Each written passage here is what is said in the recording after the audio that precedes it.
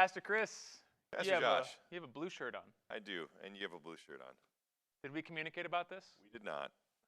We still have blue shirts on because we record multiple episodes in one day, so we're do. not that poor that we only have one shirt. Once our GoFundMe really gets off the ground, then we can quit our day jobs and do this. Maybe you could get 4 shirts for 4 episodes, but Easily. right now we're balling on a budget, and Yeah, I'm excited about that potential. we're glad that you are sticking around with us to engage some of these ideas that are important in the culture. And just to give you a lay of the land, usually we spend the first 10 to 15 minutes trying to just talk about an idea, and then we try to evaluate the idea, and then we try to apply the idea. So if you're not sticking all the way to the end, you're missing the application part. And it has to be at the end because we need to analyze it first. Then we need to say, is what we have described good or bad? And then we need to say, how does that bleed into the Christian? And so I would just recommend if you're kind of tuning in for the first few minutes and then tuning out, you're really missing the meat of how this applies to your life and how it helps you think through some of these issues. And quite honestly, I believe this episode, Chris, is going to come out at the very end of June, which is the very end of a month celebrated in our country as Pride Month. And I definitely feel a burden as a pastor. How do I help people think through these things? And this has been a beautiful space where we can slow down a little bit, evaluate ideas, and help our people think through some pressing social grab issues. a sandwich. Listen. Yeah, grab a sandwich, cup of coffee, whatever. We've talked about the self. We've talked about expressing the self. We've talked about being authentic, Chris, that right now something that's prized in our society is being yourself, acting outwardly how you feel inwardly. And then we dug really deep into the idea of why is the inner self the most important? Why is what Chris thinks most important? Why can Josh not tell Chris what's right or wrong? It's only Chris who can define for himself what's right or wrong. And we're kind of building to this point where eventually we have to wrestle with what happens when Chris actually acts badly. What happens when Josh actually acts badly? Josh gone wild. Not recklessly like that, but what happens when Josh says harsh things to his wife? What happens when Josh fails to listen well? What happens when Josh is selfish? What happens when Josh steals something? What happens when Josh physically assaults someone? What happens when Josh acts badly? Who's to blame? Covered a lot of ground there, Josh. A lot of bad things. Some of those things I've done. Some of those things I haven't and don't plan to. And so we're grappling with this idea of if the most important thing is how I feel inside and expressing that, then what happens when the expression of those feelings is actually immoral? And guess who we turn to? Who do we turn to? We turn to our friend Carl, who leads us to Jean-Jacques Rousseau. So we're still in Strange New World by Carl Trueman, just because some of these ideas are so fundamental that we want to slow down to talk about them. And Trueman has introduced us to Jean-Jacques Rousseau. And Rousseau, as we've said, says that feelings are the chief influence. Feelings are what need to be expressed. Rousseau has a very interesting position on what happens when someone acts badly. Who does he blame? When Chris acts badly, who does Rousseau blame? Chris? You know that meme with the white cat with that kind of hissy face? And then got these 2 ladies, finger pointing, screaming. That's Rousseau. Huh. It's the finger pointing lady screaming, it's all your fault. Yeah, it's not the lady's fault. It's the cat's fault. Cat's fault, yeah. That's a silly representation of Rousseau's actual position, which is when Josh acts badly, it's the society's fault. And we really need to dig into this because, honestly, many of us operate as if what happens outside of us is more important than what happens inside of us. As in, if I act improperly, there are people to blame outside of me. Rousseau starts with a story. We like stories. He says that he has a friend named Virat. And Virat had a mom. And Virat's mom grew asparagus. Very simple story. Virat's mom had a garden. Yeah, garden. And Virat wanted Rousseau to take asparagus from the garden and give it to him so that Virat could sell the asparagus. Presumably, he had already tried to do that, and his mom said no. I don't know what the beginning of that story is. So Rousseau steals the asparagus and gives it to Virat. And he is discussing why he did that. And he says, I didn't do that, I didn't steal because there was something in me that was wrong. I stole because someone outside of me pressured me into doing it. That sounds eerily similar to another story that's from centuries earlier, doesn't it? From St. Augustine? Yeah. It was the pear tree? It was the pear tree. The pear tree, yeah. So St. Augustine, in the 300s or 400s, says he was walking with a bunch of friends. He came across a pear orchard, and he says he and his friends stole pears, not because they needed the pears, not because the pears were especially delightful, but because there was something in him that wanted to steal. Okay, two radically different stories. On one end, Augustine says, I stole because something in me wanted to break the law. Something was wrong in me. Yep. Rousseau says, I stole because someone outside of me made me do it. And those two stories of theft really, really, really illustrate a shift in opinion of why people act badly. Yep. And so we shift from Chris or Josh acts badly because something inside of them is wrong and needs to be fixed, to Chris and Josh act badly because of peer pressure. We're in fact victims. Right. If only we had had better influence, we wouldn't have acted badly. Can you reflect a little bit on this story and how that influences the way we think? Man, I think it's, Rousseau would certainly disagree with his assessment. With my assessment there? With what I'm going to offer, what you're offering. I think with anything the Do you think he would agree with what we just said? That it's a fair representation? Yeah. I think he'd say it's a fair representation. Thanks, Jacques. Yeah, Jacques. Huh. You have to have the Jean. That's very important for him. But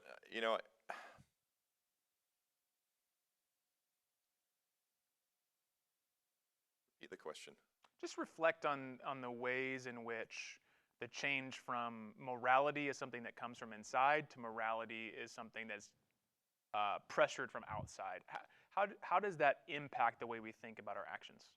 Yeah, so I guess I will put a term out there that a lot of people use right now, and I don't mean in any way to diminish the significance of terrible events that go on in our culture, because there certainly are. I mean, we're recording this a couple weeks away from a shooting that took place in an elementary school.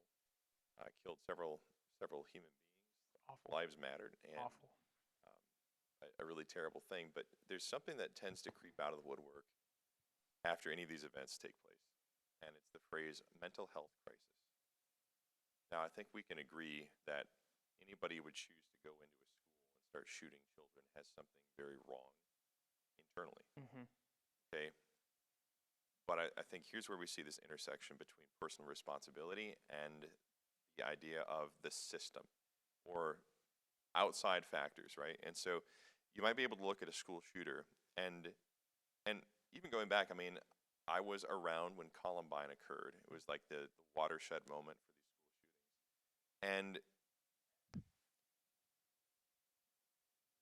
I wasn't old enough necessarily to process in these terms probably, but I think I do think it's fair to look back and say when people evaluated the whole Columbine thing, it was the idea that these individuals had been misunderstood. These individuals had acted evilly, but because they were victims of a system that didn't benefit them. And so we talk about, well, if we simply put more money into mental health counselors, into identifying X, Y, and Z, if we can get the guns off the street, if we can do whatever, and we don't say this individual acted as an individual evil. Mm-hmm. So we've stopped locating the onus on the individual for behaving immorally because we want to find explanations. So Dr. Albert Mohler, who's the president of Southern Seminary, he's been really helpful in helping me think through incredible Let's start with incredible acts of violence that we can kind of all be on the same page. Right. Those are evil. They can't be done. And that might help us trickle down into more smaller acts. He's been really helpful in getting me to think through grand acts of violence like a school shooting or a mass shooting. And one of the things he says is that the first thing all of us want to do is to say, why did this happen? Right. And that's a good human, like, we want to say, why does it happen so it doesn't happen again? We want to say, why does it happen because we're grieving? We want to, that why is a question that we just naturally, it comes out. And what you're saying, Chris, is that currently most of the answers to why does this happen have to do with societal structures. Unless, let me put this out. There's a caveat because I think this kind of piggybacks on what we talked about in the last episode. Unless that act of violence is a result of something that would be a cardinal sin to the culture. Thinking about like finding racism or white supremacy in a manifesto. Exactly. Yep. So if somebody goes and shoots up a grocery store that's predominantly populated by black individuals, we would say, look at this heinous racist individual, and we would then branch out. Yes, we would branch out into, we have a racist culture that has now, we use the terms like, this person has been produced by a racist culture. So there's still this corporate entity. It seems to me that in that specific situation, I think you're speaking of the Buffalo shooting. Yeah. In that specific situation, it does seem to be more individualized. Yes. Like we're willing to say that individual was evil. Yes. Whereas this individual. Is that because we all agree that racism is evil versus other things are more ambiguous? Why does it feel easier to say that's an evil act from a person that has an evil heart rather than a different shooting? Yeah, I think, without being too controversial in saying this, I think because the shooter in Texas, in Uvalde, was himself Hispanic, we can't pin it on what we consider to be a cardinal sin in our culture. It takes away an explanation. Exactly. Okay. And so we can't say that this individual was himself, whatever. And so some of the initial discussions regarding the school shooting were pertaining to his socioeconomic status. People said, look at this poor kid who was, and this is an awful thing in our culture. I'm not saying it's a good thing in any way, but it begins with B and rhymes with sullied, bullied. Mm-hmm. Right? So we didn't say about this this grocery store shooter in Buffalo, he was bullied by his peers, therefore it drove him to this act of violence. It was, he was groomed by racists on the internet, and now he decided to act on those racist impulses that he had generated evilly. There still is a societal component Correct. to that, but it's maybe not the supreme It's thing. diluted significantly. And you and I would both agree that in these circumstances, there is a combination of something wrong in a single human heart and some sort of societal. In the corporate world, yep, yeah, exactly. Because neither one of us would argue that bullying doesn't matter or that poverty doesn't matter. Where Rousseau's thought is so necessary, or where understanding Rousseau's thought is so necessary here, is he's saying it's all that matters. Right. Because we read this a few weeks ago, but it bears repeating here. This is Rousseau. How sweet it would be to live among us if the outward countenance, that is the outward face, was always the image of the heart's dispositions. So Rousseau, he is trying to just sweetly describe what life would be like if no corrupting influence and we just got to act as we are. And Carl Trueman describes romantic poets who use nature and say, essentially, if we were able to remove ourselves from society, if we were able to remove ourselves from the city, if we were able to remove ourselves from masses of humanity and go be by the lake, then there would be no problems. There would be no problems. And what that is saying is the biggest problem, the most pressing problem, and sometimes you would even say the exclusive problem is people around me, not what's inside of me. Which is interesting because if we believe that the individual is inherently good and given to his own desires, will be acting in a way that's preferable. We want everybody to act like themselves. Well, how is it then that this whole entity of the other people, why is that then evil? Mm-hmm. Right? So like at some point along the way, somebody has to make the decision to say, we're going to act evilly together. And then that's going to account for how somebody's influenced and their actions are judged immorally. And so it's, again, we've talked about inconsistencies. Mm-hmm. And I think it's important for us always to be looking when we evaluate ethics, morality, spirituality, when we look at anything, we have to think like, what are the logical implications, and is this internally consistent? And in the case of identifying the other, and I guess I'll just use that term, the other as being the causal factor for why an individual might act in a way that we consider immoral, it's wildly inconsistent because you've romanticized that individual, but what about all the other individuals who have acted in the way that they've chosen to act? Mm-hmm. So, you go to an infamous example that everybody uses to talk about whatever position they have. You look at Nazi Germany, and you look at what happened with the Jews, and you had a whole bunch of people who romanticized the idea of the Aryan, Mm-hmm. right? So like the Nordic race, superior, and we need to eliminate those who are inferior. Now that was a romanticized ideal. It really was, if you think about it, because the way that Hitler portrayed the benefits of a purified society through racist genocide was, he said, we want to get to what's pure. Mm-hmm. We want to get to a race that is pure, and all of the outside influences, everything that's, the way that the Jews might do this, or that the gypsies might do this, or these people might do this, is so radically influencing the purity of our human race that we have to eliminate it. And Yeah. it's not too dissimilar from Rousseau's location of other Yeah. as being the influencing factor. So I think we can even go to that place and say Hitler was a romantic. And it doesn't, I'm not saying that to sound No. funny, it's just he romanticized He the did it ideal. he put forth some sort of beautiful picture of the Yep. world to attain. I want to say a word maybe about why we're so concerned with consistency. And it's not just because we want to be able to say, I'm right and you're wrong, and here's your inconsistency. But without consistency in thought, what philosophers call coherence, without thoughts cohering, there's a real instability in our own hearts. Right. So you think about something like a school shooting, and you think, if I operate my entire life thinking the human heart is basically good, and then a human with a heart goes and murders people, right, I'm shaken. Right. Not just grieving. Grieving is necessary. Christians grieve sin in the world. Jesus wept at the tomb of Lazarus. But there's a difference between grieving and being shaken to your core and having no explanation. Yeah. And it's when you're shaken and you have no explanation that then it goes outwards to society as the explanation, because we've already determined that the explanation is not something inherently wrong in the You can't handle the disruption of your internal worldview. Right, and so, but we met with a group of teenagers recently, and we were talking about the idea of Jesus claiming to be God and Jesus being the one who delivers information to us. And I put forth to them, and I just said, my younger brothers and sisters,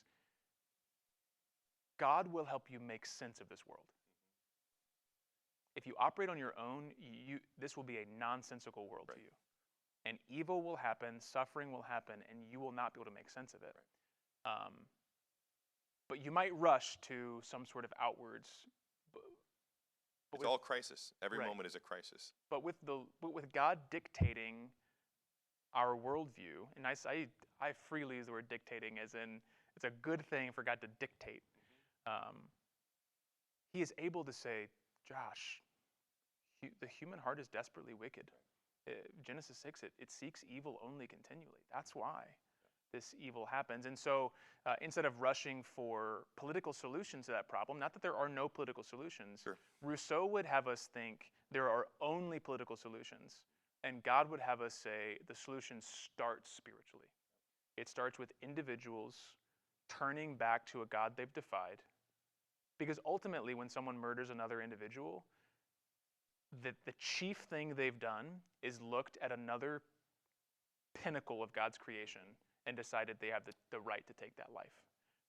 So it's ultimately not an act of societal influence, but an act of rebellion against the person who created those human individuals. And so to finish, Rousseau is saying we can fix this problem by fixing the society, and God is saying you can only fix the problem by what Christ is doing, which is individual human hearts. And if I can kind of piggyback off that, then Please. Do you want to actually? no, I Piggy- don't want to do Okay. that. I'm going to stay seated. But if you look at the progression of political ideologies, and I think it's common. So I would, I'm at the tail end of any post high school debt I ever accumulated, the tail end of paying that off. And I know there's a common discussion right now amongst people who have college debt saying, government paid off, paid off, paid off. And there's an appeal that's unique to this era that 40 years ago, people talked about the evil empire. Soviet Union was the evil empire. And it's because of the ideology of communism, right? And so the idea that somehow the collective in all this kind of business and the ruling class and all these different ideas that came out regarding communism, we saw it kind of fail massively in the Soviet Union. It does fail massively, but that's a reflection. And when I go to the whole college debt thing, the way I'm tying this in is to say we are starting as a country to accept more and more the idea that the solution to our problems will be found primarily in eliminating the other. This makes sense of the communist revolution because Marx, when he wrote the Communist Manifesto, he talks about the real problem of any culture, the real problem in any society, is that the other people, the ruling class, they are the ones keeping you down. And so any social ills can be solved by eliminating that, and that then feeds into, and there's a desire that people have now when they see that to say, wow, that makes sense, because nobody really wants to. It's just like with a college debt. I mean, I haven't enjoyed paying off my college debt. It's not a thing I look forward to, getting a debt payment every single month. I don't necessarily like that, but at the same time, I can think, and this is where I think there's a consistency with Christianity, and I guess I'll sound a little controversial, capitalism, is because capitalism and Christianity have this in common. They both have the burden on the individual to deal with their own issues, right? And so socialism says it's other people's fault, and other people will solve the problem for you. If you have an issue, don't worry about it. The rich will take care of it. They'll pay their fair share, and they'll take care of your problems. Christianity says you have your own guilt, you have your own moral debt before God, and you're going to have to deal with it. And so Jesus steps in to deal with our individual guilt and reconciles us as an individual.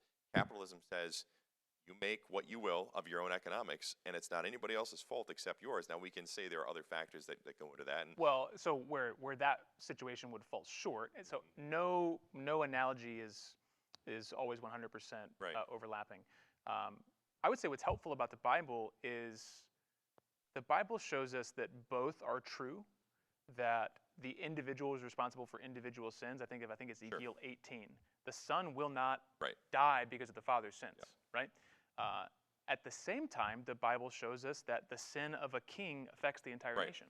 And so what I have observed as I have in the past couple years seen conservatives and progressives disagree on certain societal issues is conservatives tend to be more about personal responsibility and progressives tend to be more about societal responsibility. And I see, because God at one and the same time, so let's say, Chris, you are a person in Israel under a bad king. Sure. God says at one and the same time, that bad king caused Israel to sin. And Israel sinned. And so what's so helpful about the way that God views this world is he says bad leadership, trauma in the family, they all Those actually, impact. it's a disadvantage to encounter those things.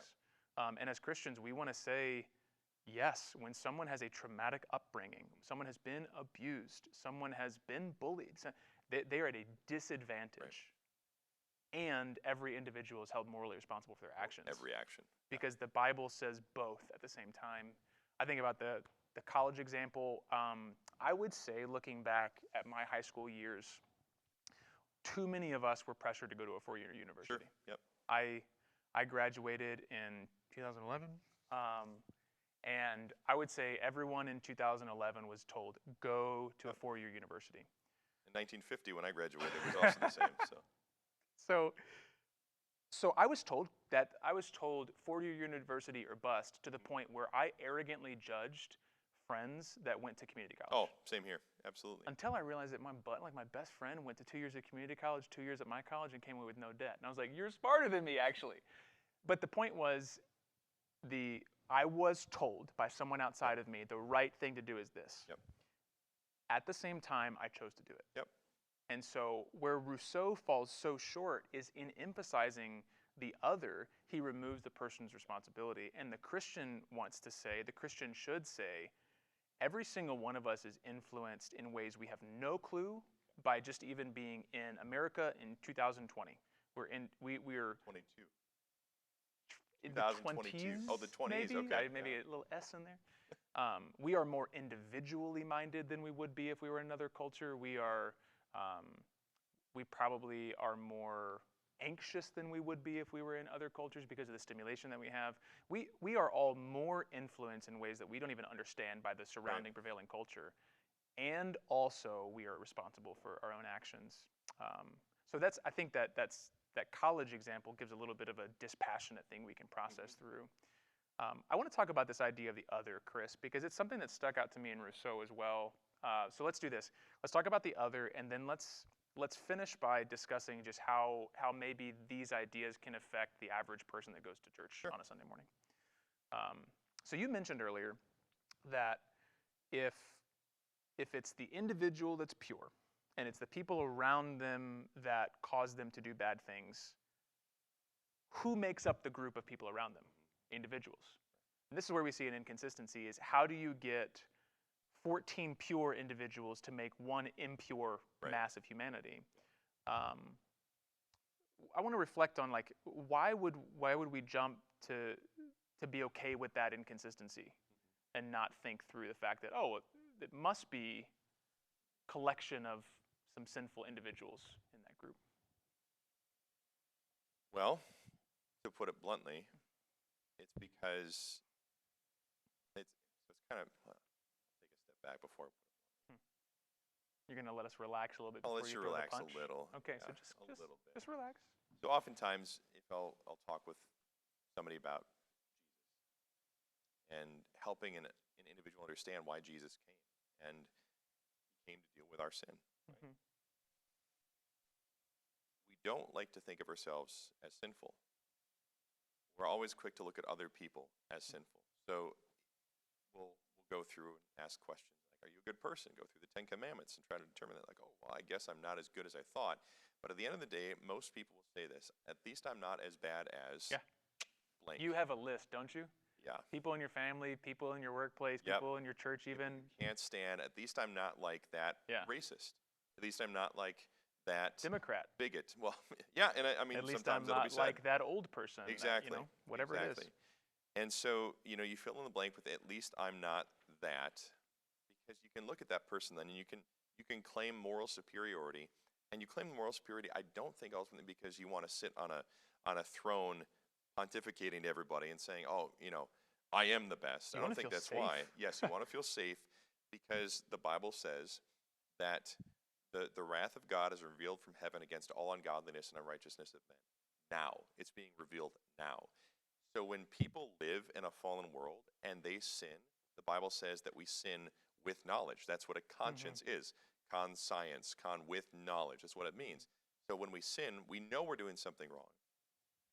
When it comes to looking at the other, it's basically a way of buffering your sense of personal responsibility for your own sin and guilt by saying the other people are the ones who are really bad, and they're the ones who need to be focused on. Yeah. If God's wrath is revealed against ungodliness, that's ungodliness. There, exactly. Yeah.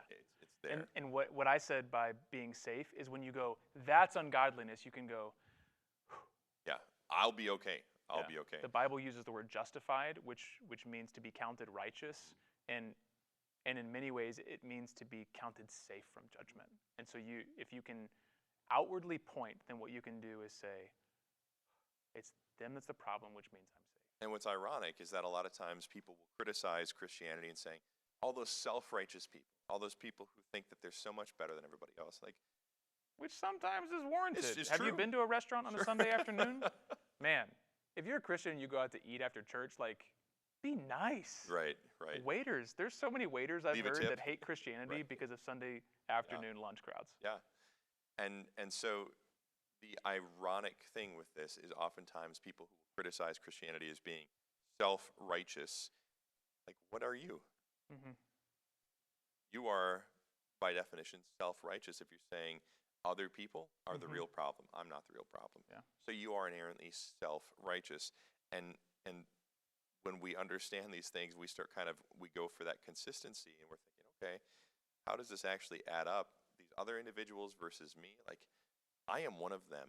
And I think one of the big revelations in Christianity is when you come to terms with the gospel, and a passage that's rightly and famously quoted by anybody who's trying to share the good news of Jesus is in Paul's letter to the Romans. He says, all have sinned and fall short of the glory of God. And he's talking to two distinct groups of people in that letter. He's talking to people who are ethnically Jewish and have a history of a familiarity and adherence to the law of God. He's talking to Gentiles who don't have that background. And he's saying to both of them, guess what? You are both in big trouble. Yeah. And so within our cultural context, saying, guess what? The individual who feels that they're better than everybody else because they're morally upright, or better than everybody else because they are untouchable over their emotions, you've all sinned and fall short of the glory of God, and that's uncomfortable, and we want to protect ourselves from that, so we'll always look outside of ourselves. You know what's interesting, Chris, is if you go read the letter to the Romans, the first chapter, particularly verses 18 through 32, you will see the third person pronoun they a lot. Their unrighteousness, wrath against their ungodliness, they seek to serve the creation, like they, right?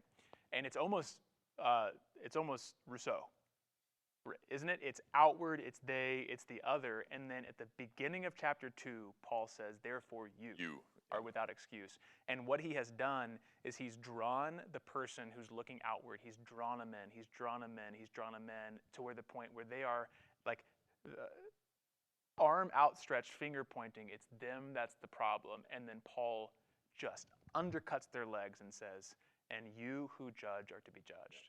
And so that's where God comes in and says every individual human heart is in need of repentance to God and cleansing before God. The good news of the gospel is that God will do the cleansing. Right. It would be bad news if God said to Chris, your heart needs to be cleansed. Better clean it. Good luck. Yep.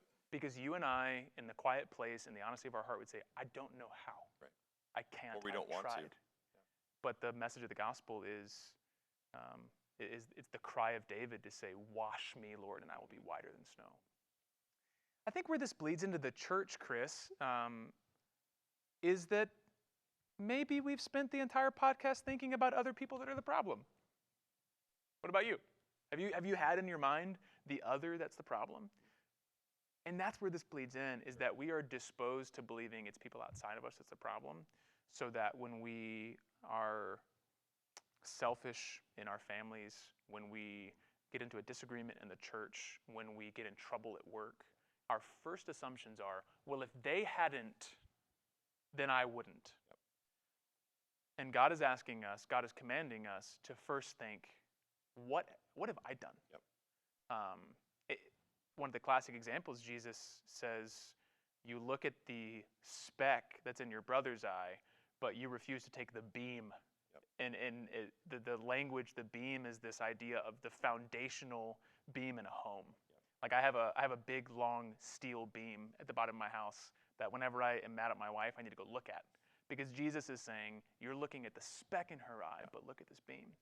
And the gospel is so clear about the human individual need to repent of sin that our first reaction as Christians, if we're in a disagreement, should be evaluating what we've done.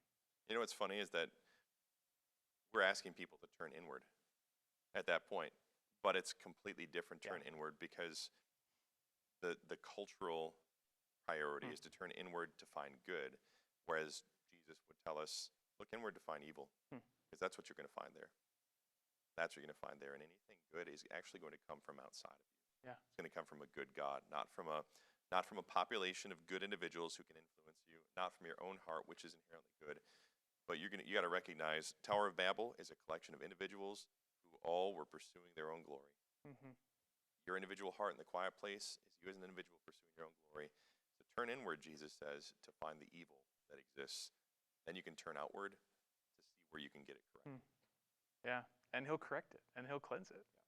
I would say maybe my final call in this regard is if you find yourself, and I think in Wisconsin, we probably find more people who are of the opinion that you are individually responsible for your actions rather than societally responsible. If you're a Christian and your gut always goes to individual responsibility, I think there's something to be said to pull back and look at the Old Testament, and particularly the Old Testament's view of societal sin impacting the individual. If you tend to be someone who only looks at the societal impact and you tend to think problems are systematic and group-centered, we need to look at the Bible's view of individual sin, and we got to hold those two things together in order to be biblical and not be Rousseau, who's just like, it's all out there. Thank you for taking time to kind of hear us discuss these ideas. And on our next episode, we're going to discuss this quote: "Man is born free, but is everywhere in chains."